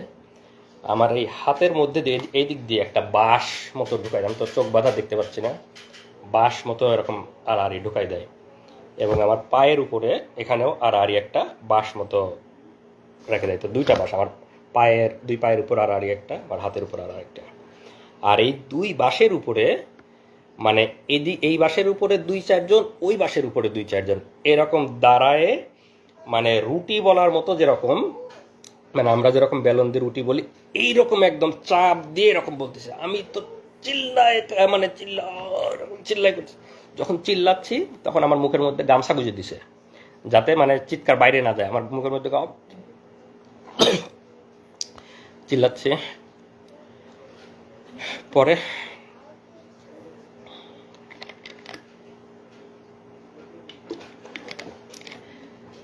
এভাবে প্রায় 15-20 মিনিট আমার উপর ভয়াবহ টর্চার চালায় ওরা। মহিউদ্দিন এই সেই গেঞ্জি বলতে ভুলে গেছি, এই সেই গেঞ্জি যে গেঞ্জি পরা অবস্থায় আমাকে তুলে নিয়ে গেছিলো, এই গেঞ্জি পরা অবস্থায় ছিলাম। এই গেঞ্জি পরা অবস্থায় আমাকে ওই টর্চার করে, রক্ত এবং ময়লা মিশ্রিত সেই গেঞ্জি। আমরা 5 বছর সেই গেঞ্জিটা যত্ন করে তুলে রাখছিলাম আজকের দিনের জন্য, যে আজকের দিনে আজকের এই দিনে আমরা এই গেঞ্জিটা পরে আপনাদের সামনে বলবো। এই সেই গেঞ্জি পরা অবস্থায় আমাকে টর্চার করে, ভয়ানক টর্চার, রক্ত এবং ময়লা এখনো আছে। টর্চার করার পরে পরের দিন সকালে আমাকে থানায় পাঠাবে। আমার নামে এর আগে কোনো মামলা নাই, কোনো রিপোর্ট নাই, কোনো মামলা নাই। এখন তো আমাকে থানায় দিতে গেলে একটা মিথ্যা মামলা দিতে হবে। তখন পরের দিন সকালে ওরা একটা ভুয়া ডিজিটাল নিরাপত্তা, আপনারা জানেন যে ডিজিটাল নিরাপত্তা আইনের অবস্থা, আমরা সবাই এই আইনের যে কালো দিক, সেদিকের শিকার মানবাধিকার কর্মীরা, সাংবাদিকরা, আমরা যারা বাক স্বাধীনতায় বিশেষ করে আমরা সবাই শিকার। তা আমার নামে ভুয়া ডিজিটাল নিরাপত্তা আইনে একটা মামলা দেয়। মামলা দিয়ে সকালে আমাকে থানায় পাঠাবে। থানায় পাঠানোর আগে আমার তো এই ড্রেসটার অবস্থা খুবই খারাপ, রক্ত ময়লা সব কিছু ভর্তি। তো এইটা করে যখন আমি থানায় যাব, থানা থেকে যখন কোর্টে উঠবো, তখন তো সবাই দেখবে আমার অবস্থা। তখন ওরা করে কি, আমার যেহেতু লাগেজ ওদের কাছেই, আমাকে এয়ারপোর্ট থেকে তুলে নিয়ে গেছে, লাগেজ তো ওদের কাছেই, লাগেজে আমার জামা কাপড় আছে, লাগেজ থেকে অন্য একটা গেঞ্জি নিয়ে আসলো। অন্য একটা গেঞ্জি নিয়ে এসে আমাকে বললো যে এটা চেঞ্জ কর। এটা খুলে আমাকে ফ্রেশ যে একটা গেঞ্জি, সেই একটা গেঞ্জি পরতে দিল, এই গেঞ্জিটা পর। তো আমার হাত পায়ের আমার ওঠার মতো অবস্থা নাই, কোনো মতে ওরাই পরাই দিল। আমি কোনো মতো করে পরে গেঞ্জিটা চেঞ্জ করে এই গেঞ্জিটা আমার লাগেজে, ভাগ্যিস এই গেঞ্জিটা ওরা আমার লাগেজে দিয়ে রাখছিল, এটাই করে লাগেজেই ফেলে দিয়ে রাখছে। পরবর্তীতে তো আমি জেল থেকে বের হওয়ার পরে যখন লাগেজ নিয়েছি, তখন আসলে এই গেঞ্জিটা আবার পাইছি। তো আমাকে ফ্রেশ একটা গেঞ্জি পরায়ে আমাকে থানায় পাঠায় দেয়। থানায় পাঠায় দিয়ে সেখানে যেটা বললাম যে আমার নামে মিথ্যা ডিজিটাল নিরাপত্তা আইনে মিথ্যা মামলা দেয়। মামলা দেওয়ার পরে আমি তো থানায় এসে, এদিকে তো আমার পরিবার খোঁজাখুঁজি করতেছে, যে সংবাদ সম্মেলন ওরা জানছে, দেখতে পাইছে যে আমাকে গ্রেপ্তার দেখাইছে, কিন্তু এখনও ওদের সাথে আমার দেখা হয় নাই। আমি তো বুঝতে পারতেছি না যে আমাকে গ্রেপ্তার পেপার পত্রিকায় মিডিয়া, কারণ আমি তো আমার জগতে। তো এই পর্যায়ে ওরাও খোঁজাখুঁজি করতেছে। তো এখন ও একটু সংক্ষেপে বলুক যে ওদের থানায় আসার পরের অভিজ্ঞতা। তার আমার কথা শেষ হয়েছিল যে আমার থেকে টাকা নিল, টাকা নেওয়ার পর তারা কনফার্ম করলো যে টাকা পেয়েছি, একটু পরে ছেড়ে দিব। তো আমরা ওয়েট করছি, আর কোনো খবর নাই। এরপরে যখন অনেক বেশি ভাইরাল হলো, তারপর হচ্ছে আমার কাছে ওই যে আমার হাজবেন্ড বললো না যে যারা গার্ড দিচ্ছিল তাদেরকে অনেক রিকোয়েস্ট করছে, তো সেখানকার একজন আমাকে কল দিয়ে বলছে যে আমি আপনার হাজবেন্ডের ব্যাপারে জানি, উনি ভালো আছে, উনি মারা যায় নাই, উনি ঠিক আছে, আপনারা চিন্তা করিয়েন না। তো আপনারা যে এত একদম ভাইরাল করে ফেলতেছেন, ম্যাসাকার করতেছেন, এই সেই করতেছেন, এগুলা কইরেন না, যত করবেন তত ক্ষতি হবে, এরকম করে আমাকে বলছে। তো তারপর আমি বললাম আমাকে তো কিডন্যাপের কথা বলে টাকা নিছে, তো এগুলা কারা তাহলে? পরে বলে তাই নাকি, টাকা নিছে, আপনারা টাকা দিছেন কেন? তারপরে আমি বললাম আমি তো জানি না, আমাকে বলছে কিডন্যাপ করছি, টাকা দেন, টাকা দিছি, কিন্তু তাকে আর ফিরিয়েও দেয় নাই এবং ফোন নাম্বারও বন্ধ। তখন সেই পুলিশ অফিসার বলছে না, কিডন্যাপ করা হয় নাই, সে ডিবির হেফাজতে আছে এবং তাকে সম্ভবত অ্যারেস্ট দেখানো হতে পারে 2-1 দিন পরে। আপনারা যারা লাইভটা দেখতেছেন একটু শেয়ার করেন, যাতে বাকি সবাই আসলে যে এই ফ্যাসিবাদ এবং গুম এরা যে কতটা ভয়াবহ, সবাই যেন জানতে পারে। হাসিনার ফ্যাসিবাদের শাসন এবং হাসিনার গুম নিয়ে সবাই যেন জানতে পারে। আপনারা সবাই লাইভটা একটু শেয়ার করে দিন, যাতে সবার কাছে এই ইনফরমেশনগুলো পৌঁছায় যায়। তো ওই পুলিশটা আমাকে ফোন দিয়েছিল হলো দুপুর 11:30 থেকে 12টার এদিকে। তো আমাদের অবস্থাটা এমন ছিল, আমরা কাউকে বিশ্বাস করতে পারছি না তখন, কারণ কিডন্যাপের কথা বলে টাকা নিল, আবার পুলিশ ফোন করে আমাকে বলতেছে যে আপনারা এত ভাইরাল কেন করতেছেন। তো তখন আমাদের মনে হচ্ছে যে ওরা আমাদেরকে বাধা দেওয়ার জন্য হয়তো বা মিথ্যা কথা বলতেছে, আমাদের মনের ভেতরে সেই ধুকপুকনি কমে নাই। তারপরে যাই হোক সারাদিন চলে গেল। বিকাল 3টা 2:45 থেকে 3টা এর মধ্যে হচ্ছে আমার ভাসুর, আমার যারা যারা ঢাকায় ছিল, আমার ভাসুর আমাকে ফোন দিয়ে বলল যে সংবাদ সম্মেলন করে ওরা তো মনিকে অ্যারেস্ট দেখাইছে। তো ইয়েতে কি রেলওয়ে থানায় অ্যারেস্ট দেখাইছে। আর আমরা হচ্ছে তার করছিলাম, জিডি করছিলাম হচ্ছে দক্ষিণ খান থানায়। তো রেলওয়ে থানায় অ্যারেস্ট দেখাইছে, আমার ভাসুরা সাথে সাথে সেখানে গেছে, যে তার সাথে দেখা করতে চাইছে, বলছে যে না এখন দেখা করা যাবে না এরকম। তো তখন আমার ভাসুর আমাকে বললো যে তুমি এখনই রওনা দাও, হয়তো তোমাকে দেখা করতে দিবে, তুমি সাফওয়ানকে নিয়ে এখনই চলে আসো। তখন আমি আমার ইয়েতে ট্রেন ছিল আমার ইসলামপুরে জামালপুরে, তখন ট্রেন ছিল 3:30, আমি সেই ট্রেনে তখনই রওনা দিই আমার বাচ্চাটাকে নিয়ে। তো এর মধ্যে যে 3টা দিন গেছে, এই 3 দিনে আমি শুধু একটু পানি খেয়েছিলাম, এবং আমার বাচ্চাটা তখন কোথায় যাচ্ছে কি খাচ্ছে আমি কিছুই জানি না। তো সেই অবস্থায় আমি আমার ছোট বাচ্চাটাকে নিয়ে আমি আমার দুলাভাইয়ের সাথে করে ট্রেনে যাচ্ছি। তারপর আমরা মানে 8:30টার দিকে ঢাকায় পৌঁছলাম। পৌঁছেই হচ্ছে আমি আমার ভাসুরকে কল দিলাম যে কোথায় আসবো। তো পরে বললো যে থানায় আসার আগে থানায় আসো, আর হচ্ছে অফিসারের নাম্বার দিল যে আগে এনাকে ফোন করো যে দেখা করতে দিবে কিনা, এত দূর থেকে আসছো, যদি দেখা করতে না দেয় শুধু শুধু আসে কষ্ট করা লাগবে, আগে কল দিয়ে কথা বলে নাও। তো কল দিলাম, তখন ওনারা বললো যে না, রাত্রেবেলা আমরা কাউকে দেখা করতে দেই না, আমাদের অফিসাররা রাতে থাকে না, তো অনুমতি ছাড়া দেখা করা যাবে না, আপনারা কালকে সকালে আসবেন, সকালে তাকে কোর্টে নেওয়া হবে তখন আসবেন।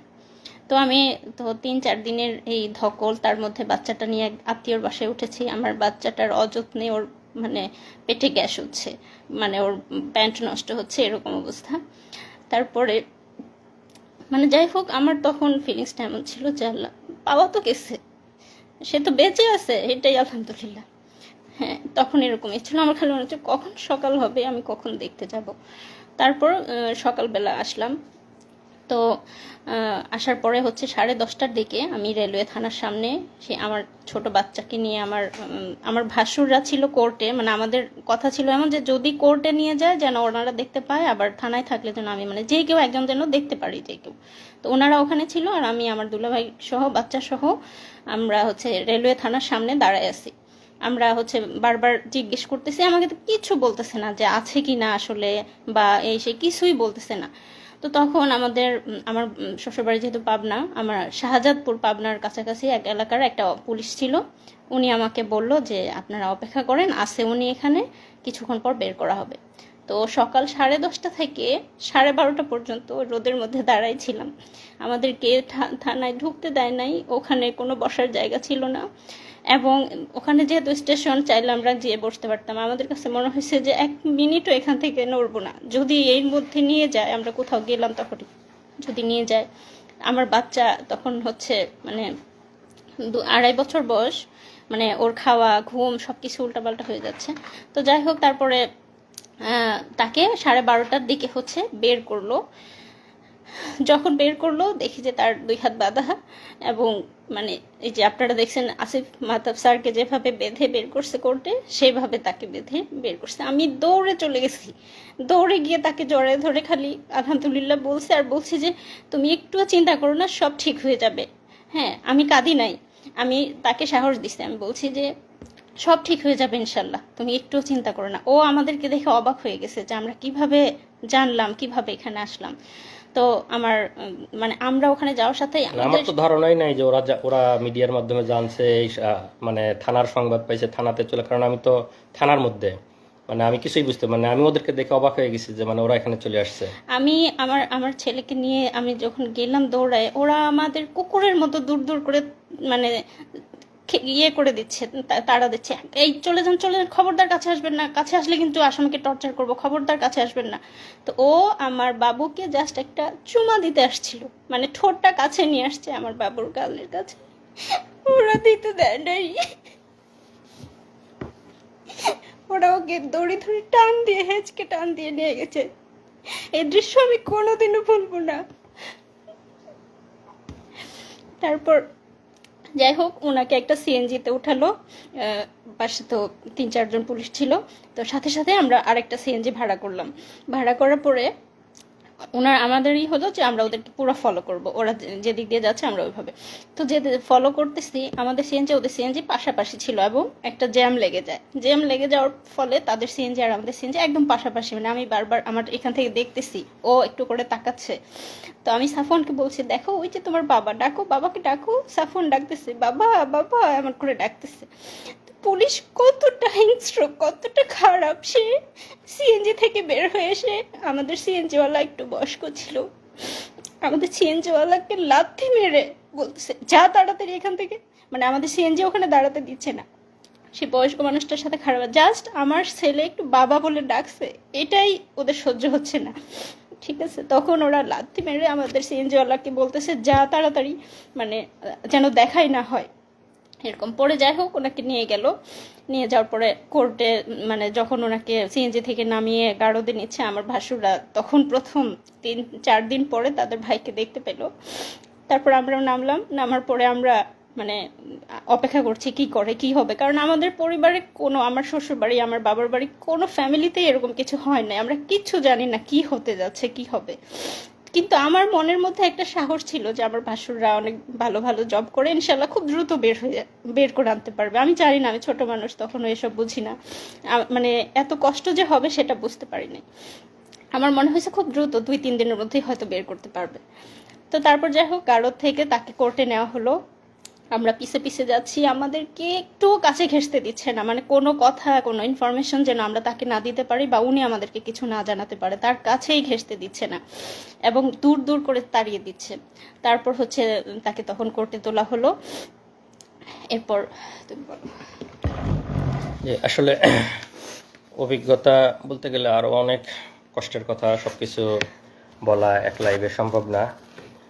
এরপরে তো আমাকে কোর্টে নিল গারদের বা মানে কোর্টের কাহিনী আপনারা অনেকেই জানেন, যাদের পরিবারের অনেকে মামলা মোকদ্দমার শিকার হয়েছে। সেখানে কি অবস্থা সেটা আর বর্ণনা না করি, আমাদের লাইভ অনেক লম্বা হয়ে যাবে। তো আমাকে সেখানে যেহেতু বললাম যে ডিজিটাল নিরাপত্তা আইন, সরকার যে আইনটা করছে আমাদের বাক স্বাধীনতা হরণের আইন, আমাদের স্বাধীনতা হরণের আইন, সেই আইনে মিথ্যা মামলা দেয়, মামলা দিয়ে আমাকে কোর্টে চালান দেয় এবং কোর্ট থেকে আমাকে রিমান্ড দেওয়া হয়। আইনজীবী, আমি তখন আমার আমার আমার আইনজীবী বলছে যে পিএইচডি করে, পিএইচডি শেষ মানে শেষের ইয়েতে মানে স্কলার, সে রিসার্চার। এত কিছু শোনার পরেও বিচারক আমাকে রিমান্ডে দিছে, আসিফ মাহতাব স্যারকে বা আমাদের সম্মানিত শিক্ষকদেরকে যেভাবে দেওয়া হয় সেভাবে আমাকে প্রথমে 3 দিনের রিমান্ডে দেয়, পরে আরও 1 দিনের রিমান্ড এবং সেগুলোর অভিজ্ঞতা বর্ণনা করতে গেলে আরও অনেক লম্বা হয়ে যাবে। তো সেগুলো আজকে বর্ণনা না করি। তো 3 দিনের মানে রিমান্ডগুলো শেষ হওয়ার পরে আমাকে রিমান্ডের ওখানে আমার ফ্যামিলির কাছ থেকে টাকা দাবি করছে, আমার কাছে ফ্যামিলির কাছ থেকে টাকা করছে, আমার ওখান থেকে টাকা নিছে। আমার মোবাইলটা ওদের কাছে ছিল। মানে হাসিনা তো সারা বাংলাদেশে মানে পুলিশ এবং সব জায়গায় যে দুর্নীতি করছে, ওরা ওখানেই আমাকে বলতেছে যে মানে টাকা দিতে হবে। মানে ওখানে আমি কিভাবে টাকা দিব, তখন মানে আমাকে বিভিন্ন রকম ভয়ভীতি দেখাচ্ছে, আমার ফ্যামিলির উপর করবে, ফ্যামিলির উপর মানে ফ্যামিলিকেও জড়াবে এগুলোর মধ্যে। তখন আমি ওদেরকে বললি যে আমার মোবাইলটা আপনাদের কাছে আছে কিনা। হ্যাঁ, মোবাইল আছে। তখন আমি যেহেতু ইন্টারনেট ব্যাংকিং ইউজ করতাম, আমার কোরিয়ার যে ইন্টারনেট ব্যাংকিংয়ের অ্যাপস আমার মোবাইলে ইনস্টল করা ছিল, আমি ওখান থেকে ওদের মানে বিকাশে মানে ইনস্ট্যান্ট 10,000 টাকা ট্রান্সফার করে দেই। তখন মানে একটু মানে ঠান্ডা, মানে পুলিশ তো ঘুষখোর, মানে আমাদের কাছ থেকে 1 লাখ টাকা ওদের কাছ থেকেও চাইছে। তারপরে আমাকে মিথ্যা মামলা রিমান্ড শেষ করার পরে আদালতের মাধ্যমে আমাকে জেলে পাঠায় দেয়। তো জেলের অনেক অভিজ্ঞতা, জেল, রিমান্ড এগুলা বলতে গেলে আসলে আরও বিস্তারিত বলার সময় নাই, লাইভও লম্বা হয়ে যাবে। তো জেলের সবচেয়ে সুন্দর একটা অভিজ্ঞতা হলো যে আমাদের শহীদ দেলোয়ার হোসেন সাইদি হুজুরের সংস্পর্শ পাইছি আমি ওই সময়। সাইদি হুজুর এবং আমাকে কেরানীগঞ্জ জেল থেকে কাশিমপুর জেলে পাঠানো হয়েছিল। তো কাশিমপুর জেলে যখন ছিলাম, সাইদি হুজুর সেখানে ছিলেন। আমি এবং সাইদি হুজুর প্রায় 20-25 দিন একসাথে ছিলাম। বিকালে আমরা একসাথে হাত ধরে হাঁটতাম, সাইদি হুজুরের সাথে গল্প করতাম। অনেক অনেক অনেক নসিহা করছে, আমার হাত ধরে আমার ওই যে টর্চার করছে, আমার আঙ্গুলগুলো প্রায় আমি 3 মাস এই 2টা আঙ্গুল মানে কোনোভাবেই আমি মানে এরকম ভাঁজ করে এই 3টা আঙ্গুল দিয়ে আমি খাওয়া দাওয়া করতাম। এই 2টা আঙ্গুলের কোনো ফিলিং ছিল না। ওরা এমনভাবে মানে টর্চার করে যে এখানে বাইরে থেকে বোঝা যায় না, ভিতরের নার্ভ এবং ভেসেলগুলো যাতে ড্যামেজ হয়ে যায়। তো এই কারণে চাপ দেওয়ার ফলে হাত এবং পায়ের নার্ভগুলো কাজ করে না। বাইরে থেকে দেখে মনে হবে যে হালকা একটু দাগ বা এর মতো, কিন্তু ভিতরের নার্ভ মানে ড্যামেজ হয়ে যায়। এই কারণে দেখা যায় যে এদিকের সাপ্লাইগুলো বন্ধ হয়ে যায়। তো আমার এই 2টা আঙ্গুল প্রায় 3 মাস কোনো ফিলিংস পাইতাম না আমি। এবং আমি যেহেতু রিসার্চার, আমি পাইপেট ইউজ করি, আমি তো সবসময় এই ফিঙ্গারটা ইউজ করতে হয়। এই ফিঙ্গারের আমি কোনো মানে পাইতাম, কোনো ফিলিংসই পাইতাম না। এটা তো এই ভাঁজ করা বা কোনো ফিলিংস ছিল না এই 2টা আঙ্গুল প্রায় 3 মাস। তো দেলোয়ার হোসেন সাইদি হুজুরের সভাপতি ছিলাম, উনি আমার হাতে মেসেজ করে দিছে, দোয়া করছে সাইদি হুজুরকে আল্লাহ জান্নাতুল ফিরদাউস নসিব করুক। এটা আমার জেলের সবচেয়ে সুন্দর অভিজ্ঞতা যে সাইদি হুজুরের মতো একজন মানুষের সহচর্যে আমি প্রায় 20 দিন ছিলাম। উনি আমাকে ওনার একটা ফতুয়াও গিফট করছিলেন ওই সময়। আর এই যে আমরা এতদিন পরে আজকে লাইভে আসছে। আপনারা সবাই জানেন যে বাংলাদেশ কোন ফ্যাসিবাদের মধ্যে ছিল, আমাদের কোনো বাক স্বাধীনতা ছিল না, আমাদের বলার কোনো সুযোগ ছিল না, বলার কোনো অধিকার ছিল না, মিডিয়া আমাদের কথা প্রচার করতো না, আমাদের পরিবারের উপর টর্চার করা হতো, পরিবারের আমি কোরিয়াতে চলে আসছি, আবার আল্লাহ আমাকে জেল থেকে বেরো অনেক কঠিন পথ পাড়ি দিয়ে আসতে হয়েছে, সেগুলা অন্য কোনো একদিন বলবো। তারপরেও আমার এখানে পিএইচডি ডিগ্রি হয়েছে, আল্লাহ আমাকে ভালো চাকরি মিলাইছে, অনেক ভালো আছি। কিন্তু তারপরেও তো মানে দেশের প্রতি টান আছেই। আর এতদিন যে আমরা বলতে পারি নাই, কিন্তু এর মাঝে তো আমরা চুপ ছিলাম না। আমরা যারা বলতে চাই তারা তো আমরা বিভিন্নভাবে বলার চেষ্টা করি। আমি আল জাজিরাতে, বিবিসিতে, আমাদের শ্রদ্ধেয় সামি ভাই, তাসনিম খলিল ভাই, ওনাদের সাথে কথা বলছি, ওনাদের কাছে বলছি, বিবিসিতে বলছি, আল জাজিরাতে বলছি, সব জায়গায় হাসিনার ফ্যাসিবাদ, হাসিনার গুম, এগুলো আমরা অলরেডি ইন্টারন্যাশনাল মিডিয়াতে দিয়ে রাখছিলাম। এবং আজকের যে এই যে সরকারের পতন, এগুলো আসলে তো সব কিছুরই সম্মিলিত একটা মানে বাইরে থেকে মানে র্যাবের যে স্যাংশন বা র্যাবের এগুলো সব কিছুই আসলে এই সম্মিলিত মানে রিপোর্ট বা এগুলোর মাধ্যমে হয়েছে। এবং আমি যেহেতু পিএইচডি রিসার্চার ছিলাম, আমি তো স্বাভাবিকভাবেই মোটামুটি তাদের সাথে ইংরেজিতে কথা বলতে পারবো, তো আমি তাদেরকে সব কিছু বিস্তারিত বলছি, বিবিসি, আল জাজিরা এবং মানবাধিকার সংগঠনগুলোকে। তো আসলে শেষ কথা এটাই যে আমরা যারা প্রবাসে আছি সবাই দেশকে ভালোবাসে, স্বাভাবিকভাবে আমিও ভালোবাসি, দেশকে অনেক ভালোবাসি। দেশকে ভালোবাসি জন্যই পিএইচডি শেষ করে ইচ্ছা ছিল দেশে ফিরে যাব, দেশে থাকব, দেশের জন্য কাজ করব, সেই আশা আকাঙ্ক্ষা নিয়েই গেছি। এবং নিজের যোগ্যতা বলে ইচ্ছা ছিল ইউনিভার্সিটিতে জয়েন করব, ইউনিভার্সিটিতে জয়েন করার চেষ্টা করেছি, কিন্তু আমাদের যেহেতু মেধাকে মূল্যায়ন করা হয় না, স্বাভাবিকভাবেই আমাকেও মূল্যায়ন করা হয় নাই। আমাকে দেশের জন্য কাজ করতে গিয়ে আমাকে আসামি হয়ে দেশ থেকে ফিরে আসতে হয়েছে। তো আমরা সেই কষ্ট নিয়েই এখনও আছি। শত কষ্টের পরেও আমরা আজকে আলহামদুলিল্লাহ বলি যে আমাদের শত জুলুম নির্যাতনের পরে আল্লাহ আমাদেরকে মুক্তি দিয়েছে, ফ্যাসিবাদ থেকে মুক্তি দিয়েছে, জালিমের শাসন থেকে মুক্তি দিয়েছে। এবং আজকে আমান, আজমি, আরমান ভাইরা ফিরে আসছে আয়নাঘর থেকে, এটা দেখে আমরা কান্না করতেছি, আমি আমার স্ত্রী আমরা কান্না করতেছি যে আমরা 3 দিন ঘুমিয়ে আমাদের কি অবস্থা ছিল, মনের অবস্থা। এই ভাইরা 8-10 বছর ধরে গুম, তাদের মনের অবস্থা কি? আপনারা হয়তো তাদের কথাও শুনবেন, তারা আস্তে আস্তে হয়তো আসবে। তাদের মানসিক অবস্থার কি অবস্থা আমি জানি না, 3 দিনেই তো আমার মানসিক অবস্থা বর্ণনা করলাম। এবং এই অবস্থায় সবসময় দেশে যাওয়ার জন্য উদ্যম, যেহেতু মিথ্যা মামলা দিয়ে রেখেছে এবং দেশের জন্য কাজ করতে গিয়ে দেশ থেকে আসামি হয়ে ফিরে আসছি, দেশে যাওয়ার খুব বেশি সুযোগ ছিল না। এর মাঝে আমার আম্মা ক্যান্সারে আক্রান্ত হয়ে মারা যায়। আমি আম্মাকে শেষবার দেখতে পারি, আম্মা মারা যাবে, আম্মা ডাক্তার বলছে যে এত মেয়াদ আছে, এত মাস ম্যাক্সিমাম হয়তো টাইম পাইতে পারে। আম্মার ডায়াগনোসিস হয়েছিল লেট স্টেজে। সব কিছু জানার পরেও আমরা আম্মার জন্য যাইতে পারি শেষ মুহূর্তে না পেরে। আম্মার যখন অবস্থা বেশি খারাপ, আমি টিকিট কাটছিলাম, আমি, আমার স্ত্রী, সন্তান, আমরা 4 জন সবাই টিকিট কাটছি যে যত যাই হোক আমাকে গ্রেপ্তার করলেও আমি যাব, আম্মাকে আমার দেখতেই হবে। আম্মা সেই শেষ সময় আমি টিকিট কেটে যাওয়ার চেষ্টা, তখন করোনার পিক সময়, টিকিট অনেক এক্সপেন্সিভ, টিকিট পাওয়া যায় না, ফ্লাইট নাই।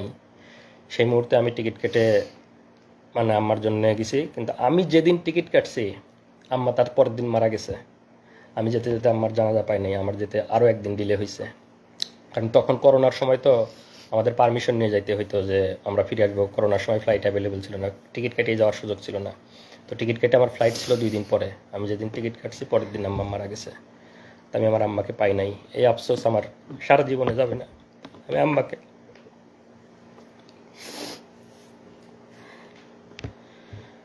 আপনারা আমাদের জন্য দোয়া করবেন। যারা যারা হাসিনার জালিম হাসিনার ফ্যাসিবাদের কবলে আছেন সবার জন্য আমাদের দোয়া থাকবে। এবং যারা যারা আজকে আয়নাঘর থেকে ফিরে আসতেছেন তাদের জন্য দোয়া থাকবে।